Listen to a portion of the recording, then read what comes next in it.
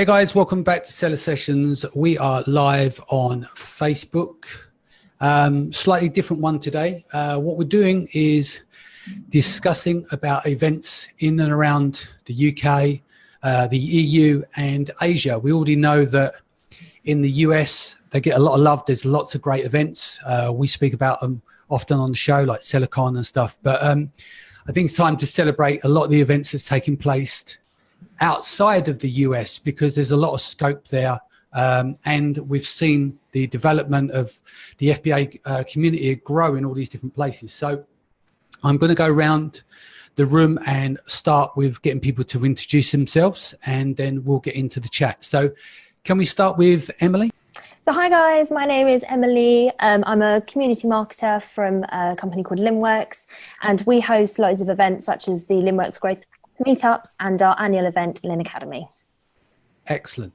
And going along, let's go to Megla. Hi, so I'm Megla Bhardwaj, and I organized two events. One is the Global Sources Summit, which is an e-commerce conference in Hong Kong, and also a sourcing trip in India called India Sourcing Trip. Excellent. And Augustus, you there? Yes, okay, I'm back. So sorry for the internet connection. My name is Augustus Kligis. I'm originally from Eastern Europe, from Lithuania.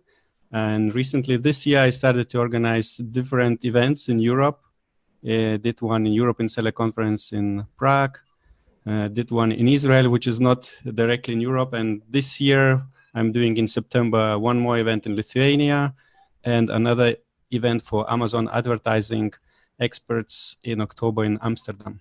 Sounds good. Prabhat. Hi. Hi, everyone. My name is Prabhat, and I've been working with Amazon Meetups for, God knows, is it past 7-8 years, perhaps?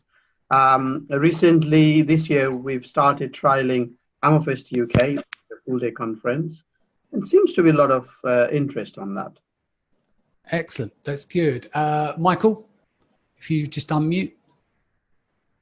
Hi, I'm Mike Michelini, host of the Global from Asia podcast, and I've had the pleasure to have Danny speak at one of our events. We do the Cross Border Summit every year in Guangzhou, China. Excellent. And Dan, do you want to do an intro? Yep. Hi guys, my name is Dan Ashburn. I'm the co-founder of Seller Events, which hosts community meetups and networking events all over the world, and also co-organizer of the China Magic Trip, which is a sourcing and 12-day mastermind trip in China.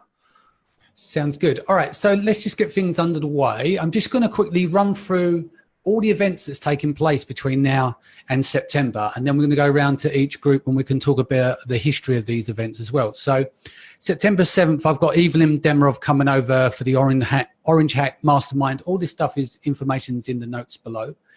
And then we'll be over with Augustus in Lithuania on the 12th to 14th of September. Then 1st of October is off to Birmingham with Emily at the Lin Academy.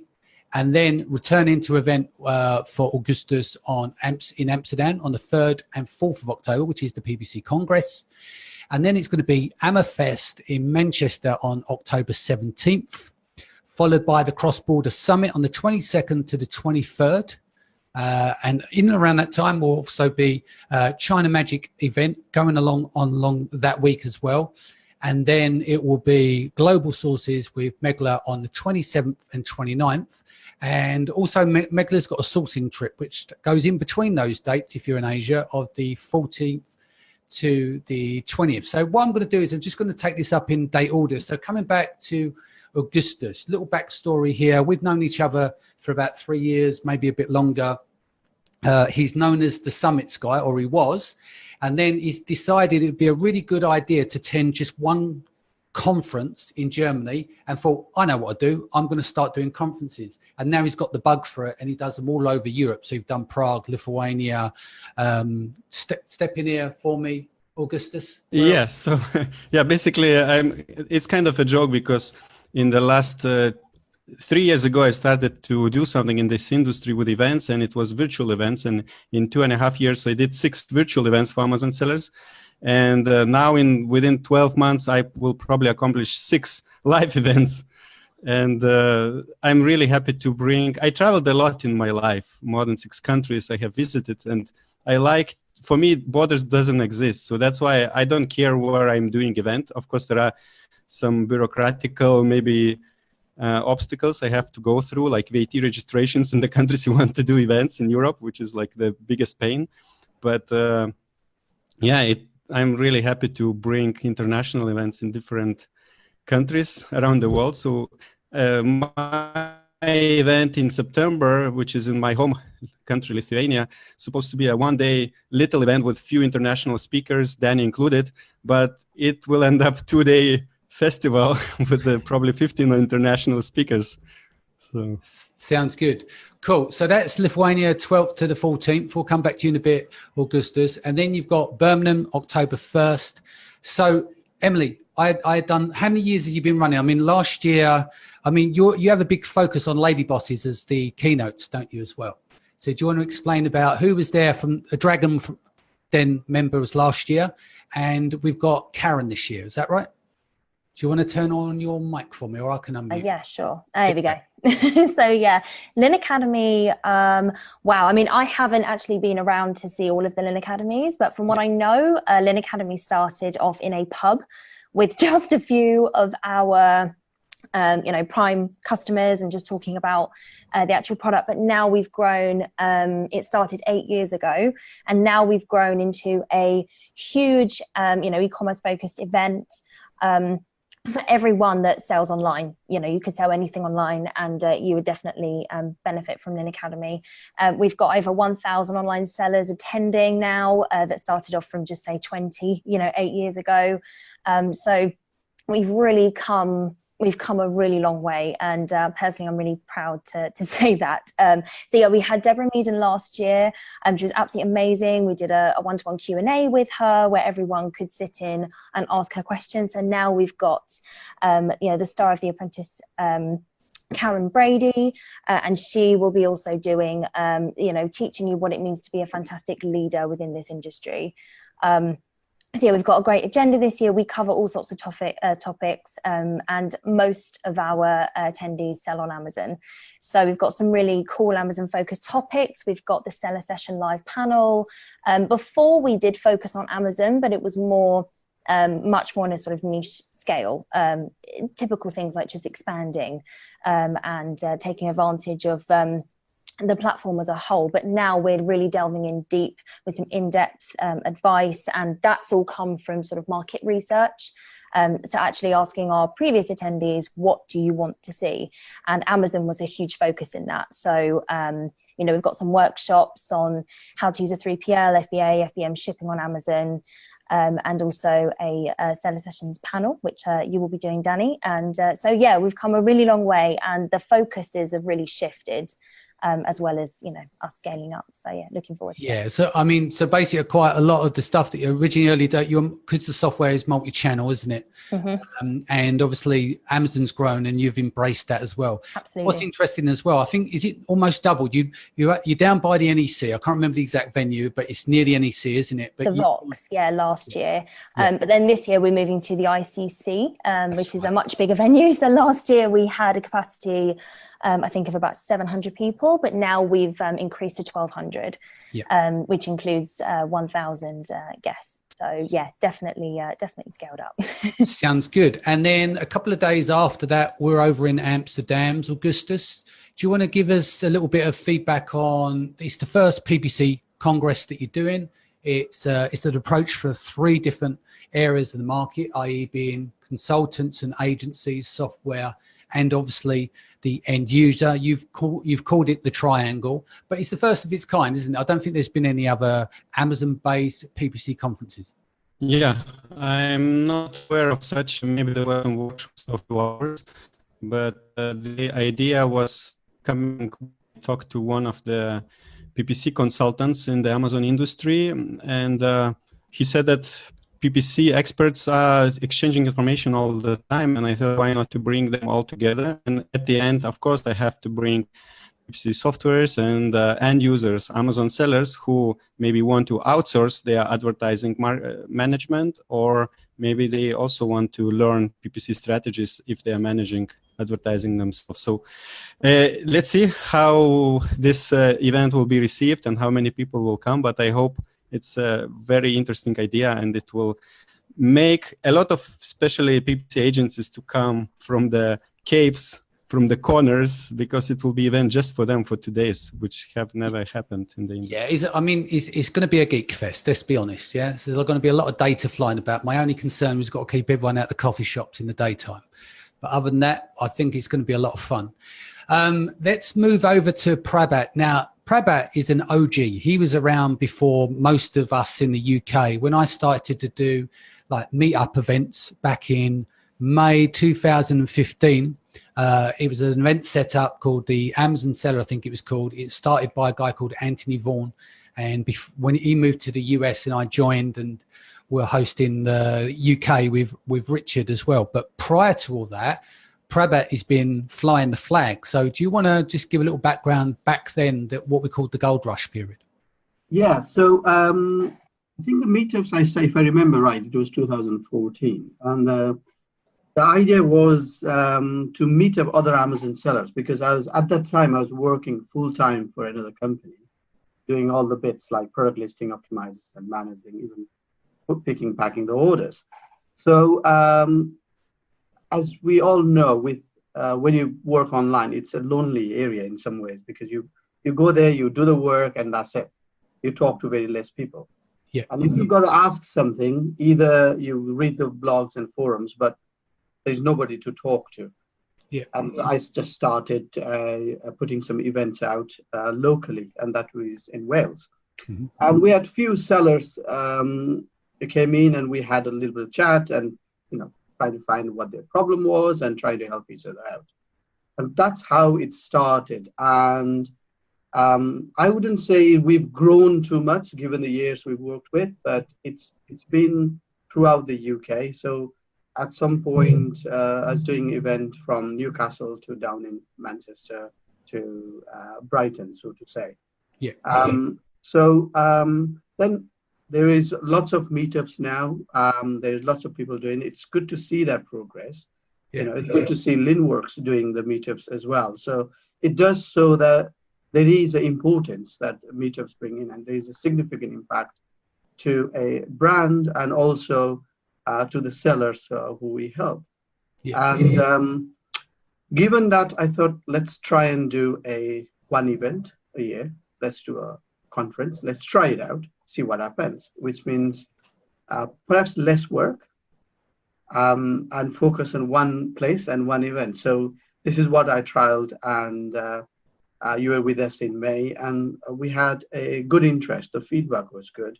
Yeah. And it's not, I wouldn't say it's because of one person. It was a collective effort from all the speakers, all the organizers, and I was there for 5 minutes, and the rest of the event ran on its own with all the speakers. So I'm grateful for all the speakers to get involved in there. And the October one is going to be the similar. So we'll put out lots of practical information out. All the speakers are knowledgeable in their field. Yeah. And they will bring everyone a practical experience on what they've done, what they experimented. And and then have a chat with speakers. If you want to, everybody's there to help each other out.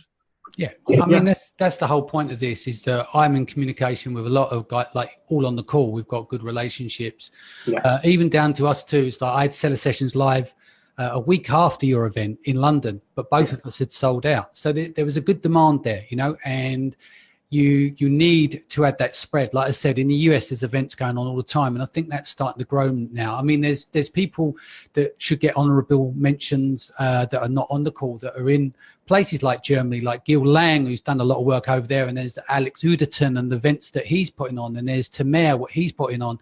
There's so much good stuff that's taking place at the moment. But you're back again in October, that's right? Yeah. That's right, October the 17th, yes. Okay, cool. Right. So with that in mind, let's move over. Let's just pull up my notes here again. To the next stop is Cross Border Summit. So Michael, 22nd to 23rd, Guangzhou in China. Talk to me. Yeah, sure. So this will be our fourth annual. So we started it in 2016, April, in Shenzhen, but we're moving it closer to the Canton Fair and the trade shows based on feedback from a lot of our attendees. I think our trend is we're getting smaller. Actually, we want to have less people. We're just targeting maybe 150 max, but more like 100 people. We like to be cross-border because we try to bring Chinese sellers. You're hosting a panel also about with some of our sellers based in Asia and China. We have people from Taiwan, Singapore, and mainland China coming over to share how they operate their businesses. But this will be our fourth one, 3 in Shenzhen, 2 days, and then we also will have some interactive things with the fairs and with some workshops. But it's really, we're focusing on quality. We don't have anybody Chinese people here, but there's tons of events in China in Chinese for Chinese sellers. Yeah. We try to bring some of those sellers there, but we do an English only conference in mainland China. Yeah. I think that's what makes us unique. So we try our best to accommodate the Chinese community, but of course a lot of our attendees are coming for the trade show season, and they're more established sellers, able to come out for the shows. So it's always a great time. We've had you there in the past, and having you back. So it's all about, I think everybody here that organizes an event, it's always about the relationships. A lot of stuff you can learn, maybe on your podcast or other podcasts, but coming to a live event, it just really makes amazing business relationships. So I think any event here is also would say it's about the community that's being built and the people that are being met, especially here in Asia, especially as foreigners or expats in Asia. It's still a bit fragmented, and with all the events in Chinese in China, we're trying to be more of an international event inside of mainland China with the community. Sounds good. Excellent. We'll come back to you again in a moment. Dan, I know you've got to jump the call soon. Yeah, Talk no to me worries. about China Magic. I mean, I know you and Fina for a while now. We work together in collaboration on different things. You guys were helping out with Seller Sessions Live. You were on the panel. Fina was co-host, etc. So we do work together. This is going to be my first China Magic where I'll be doing some mentoring work. But do you want to give the audience a bit of background on what China Magic's about and its origins, and obviously talk about Fina, etc.? Yeah, sure. So China Magic, this is China Magic 6. It's twice a year when the Canton Fair happens, April and October. Athena started China Magic 3 years ago after going on a sourcing trip to China and seeing that it didn't really have everything it needed to support and help an Amazon seller expand and grow their business. So China Magic is a 12-day sourcing trip. We visit phase 2 of Canton Fair for the first few days. We then hop over to Hong Kong and visit Megla, her amazing conference at Global Sources, and our attendees love that every time. And then we come back to Canton to phase 3. So we're in China for 12 days, and every single night we meet for 3 hours a night to go through 3 hours of training on Amazon. Now, we cover the entire business. The agenda is actually going to be published on the website this week. We cover the entire business, everything from product selection to sourcing to launching to getting reviews, running PPC. It really is like an Amazon MBA. In a 12-day intensive program. And then after the training every night, we break for an hour, and one of the mentors takes a group of people and we mastermind for an hour. So that's happening every night. And because it's 12 days, the beautiful thing I love about it is the relationships that are formed and the trust and everything that's formed is unlike anywhere else, because just the level of intensity, you're with these people for like 18 hours a day.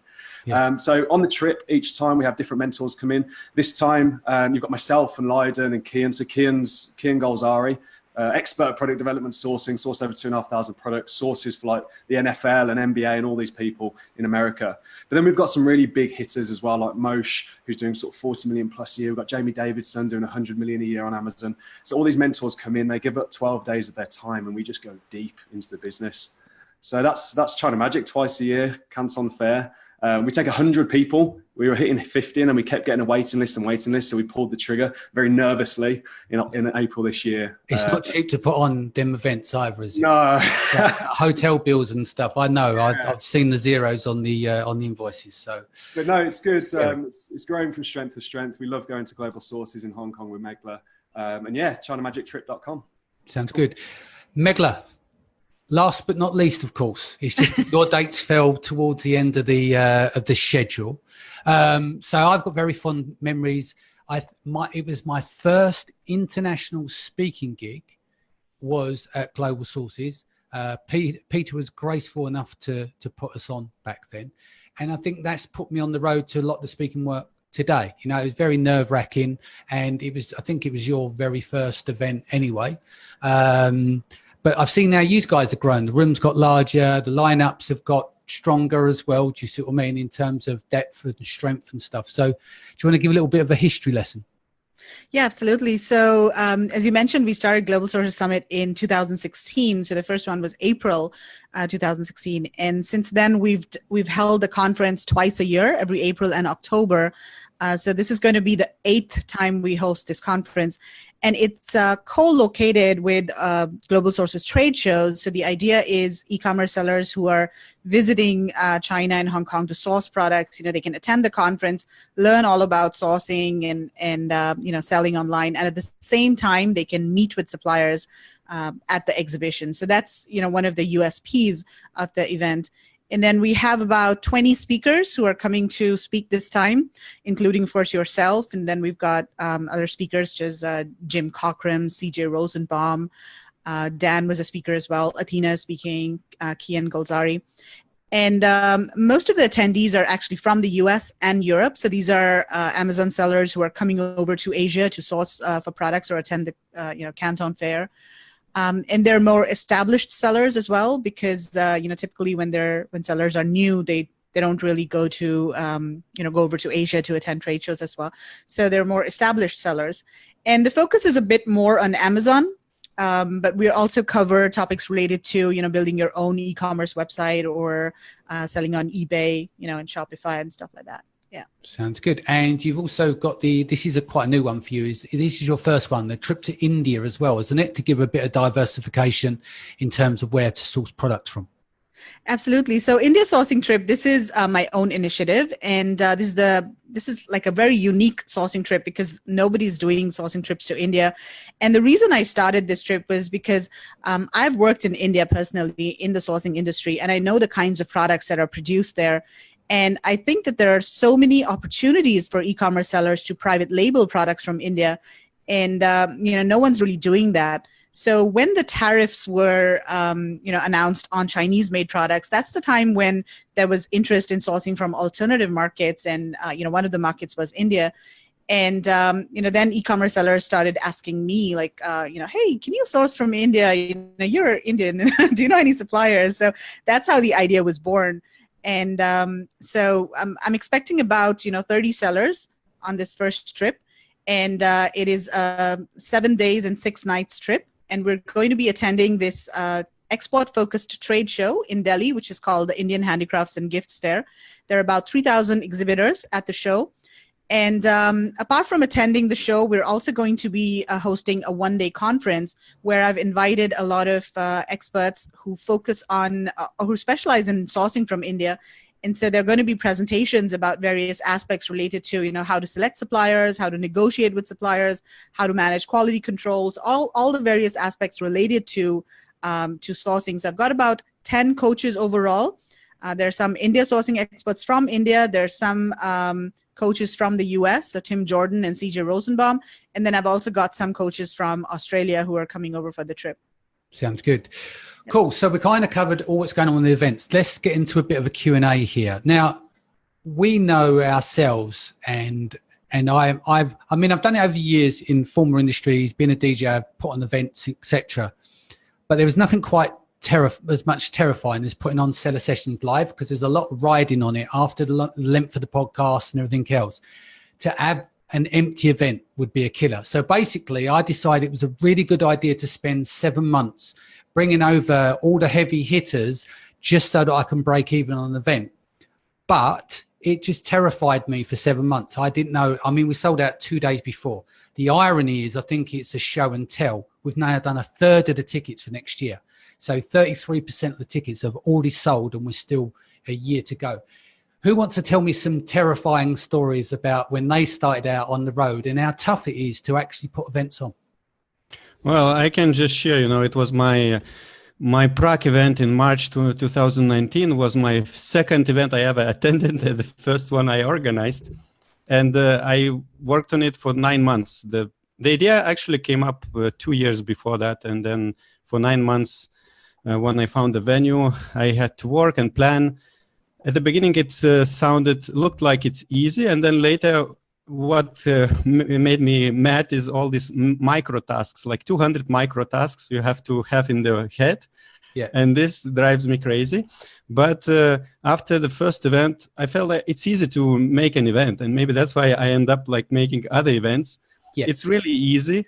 And that's why for Amsterdam event, I'm having an event manager. Prague event will be easy for me to repeat because like in your case for Stellar Sessions Live, for me in Prague, also like 60% of things are done. I don't need to search for service providers. So yeah, basically it's maybe a question to hiring event managers. So you don't need to worry about these micro tasks, but for me, it feels it's easy. Yeah, I mean, as I said, the first one's terrifying. And as I put the second event together in less than 48 hours, because like you said, you've got all your service providers, you've got to book your talent who's going to be speaking, but you've got your Eventbrite, you've got everything set up, but it's that chicken and egg thing, isn't it? You don't know who's going to buy tickets. And sometimes either tickets sell like very slowly on a daily basis, or they're like, there's a boom and bust. You have a load at the beginning on early birds and then they sell out at the end. So it is a tough one.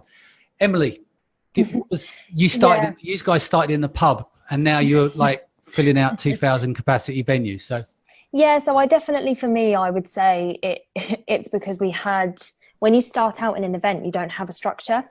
You're starting literally from scratch. So for me, it was just obviously coming in a bit later. It was looking at all of the data from sort of the previous 6 years and looking at it from a perspective of, okay, where are the patterns? Where are the drop-offs? Where are the quiet periods? Where, and like you said, August, the micro tasks are particularly difficult to manage, which is why you need a team. Whereas before, even last year, it was my community manager, Gabrielle, who organised last year's.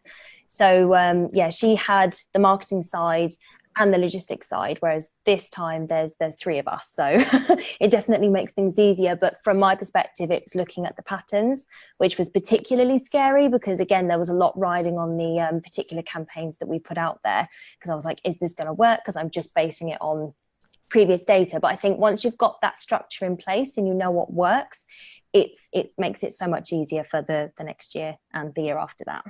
Sounds good. Michael, do you want to tell them the story when I spoke at the Cross Border Summit, April 17th, I think it was, where you literally filled it out very last moment, didn't you? Last few days. I don't know if it's China or Asia or me or us, but yeah, I think I don't know if the other event organizers agree with me, but for me, everybody knows you're building awareness. People listen to this podcast, they're thinking, at least in my network, people don't want to commit until the last minute, especially our first one. It started also because of similar people came for the trade shows. People were always contacting me, listening to the podcast, wanting to meet. So I figured to put them all together. But yeah, it's extremely stressful.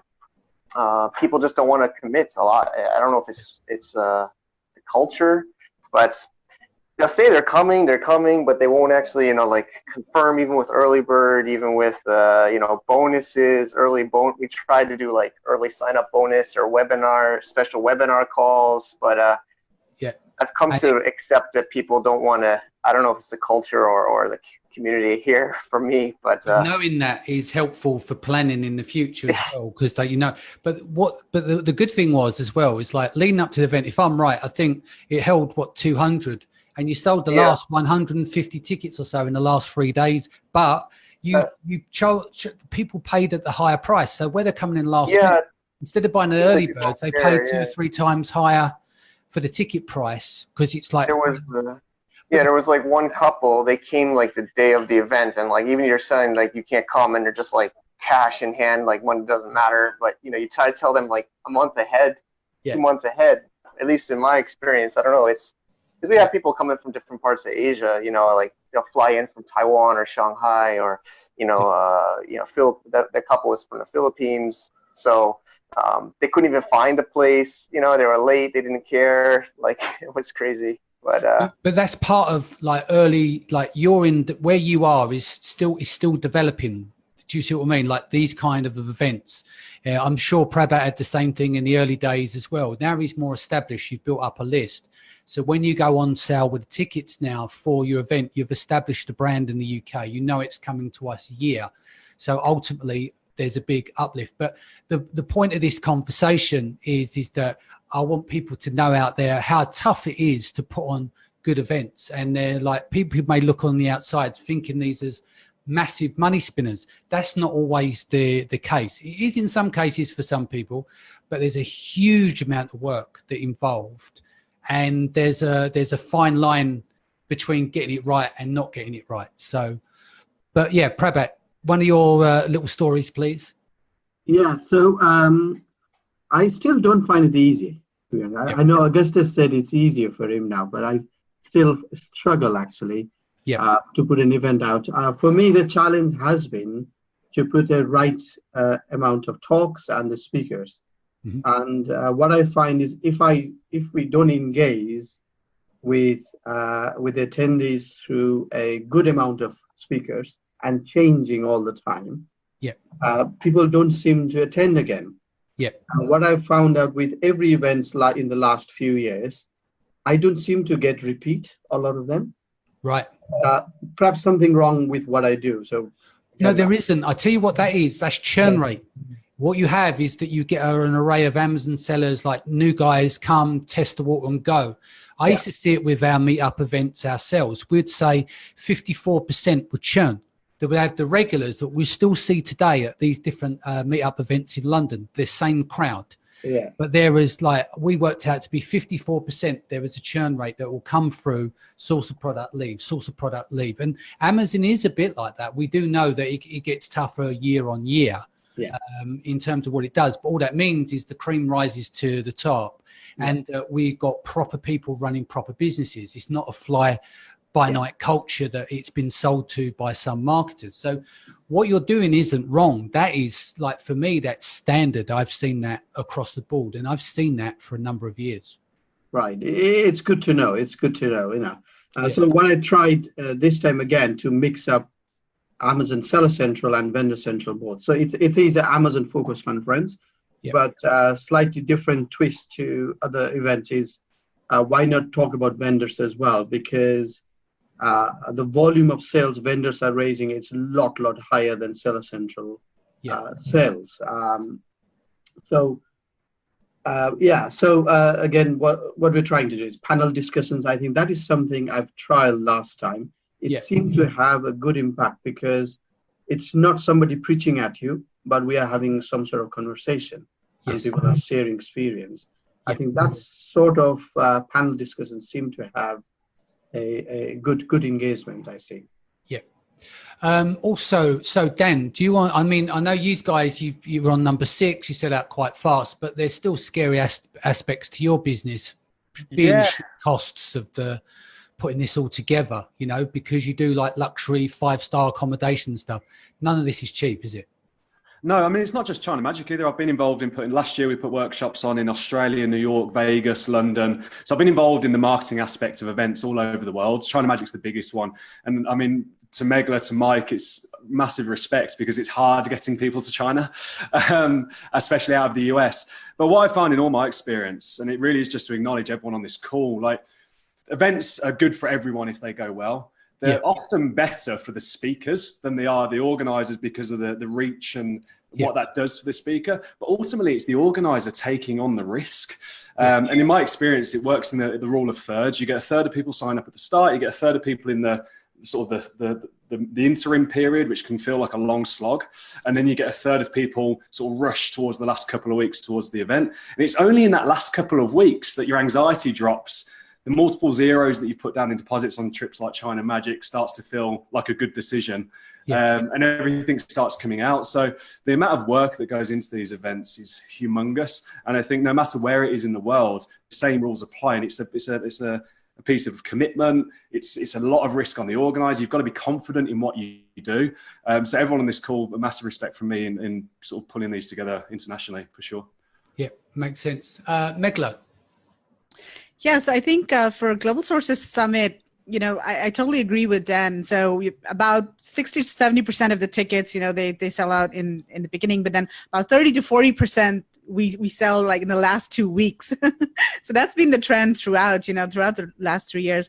But now that I'm doing this trip, if we think that conferences are hard, then oh my God, trips are like 10 times harder.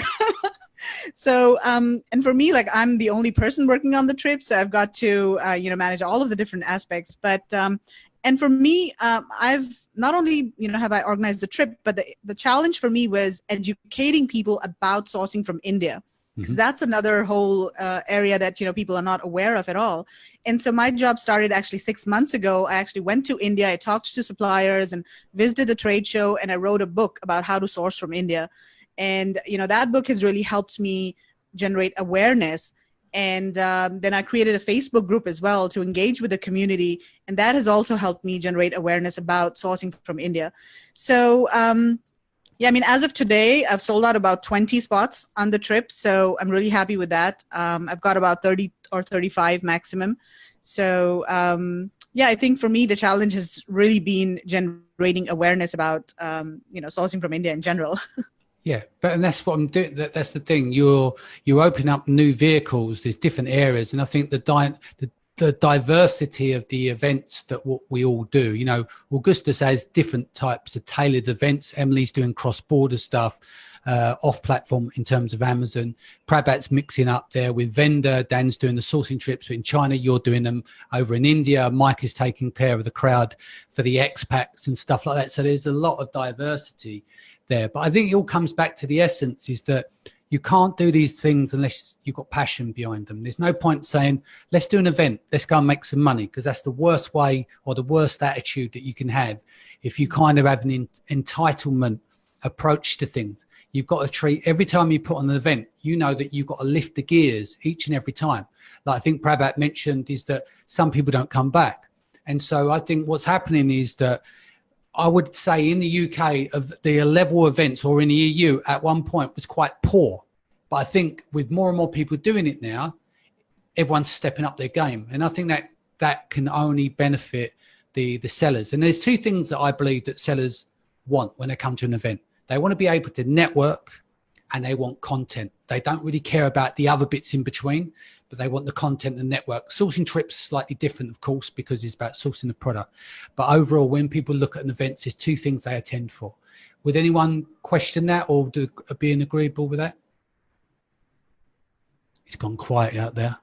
Yeah, totally agree. I think content is, we do a survey after every Global Sources Summit, and then the presentations that really rank high on the survey are the ones that provided, a lot of actionable advice and strategies and specific things that people could implement in their businesses. So we find that generally, if people talk about, big picture stuff and, industry trends and all, attendees don't prefer those kinds of presentations. So yeah, I totally agree. Content is really important, and that's something that, we always focus on.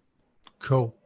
I'd bounce off of that and say the content, but also the networking, Danny, that you said earlier. Like we survey our attendees after every event, and actually we found that the networking is definitely a great part of of the event that we hold, because people learn from our speakers and they learn from the workshops and the spotlight stage talks, but they also learn from each other. Like there'll be a question that they'll answer, and funny enough, someone from across the room will say, oh, I can answer that for you. And it builds such amazing relationships from a business perspective, but also from a personal perspective as well. So yeah, definitely networking. I couldn't agree more.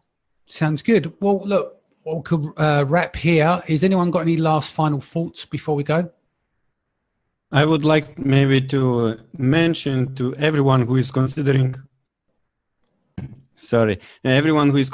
to come or not to come to live events, don't look at the maybe presentation titles or the speakers. I think probably 50% of the power of the event is just networking and meeting people in real life. And this is actually during other events, my next event was born. So just shortly before Prague, talking to other people in person, I created event in Amsterdam, which is happening in October. And then when I was in Seller Sessions Live in the after party, I just got an idea for Lithuanian event, which is happening very soon. So this is what I wanted to share, that the presentations and speakers is just probably 50%, and the rest is like meeting people in real life.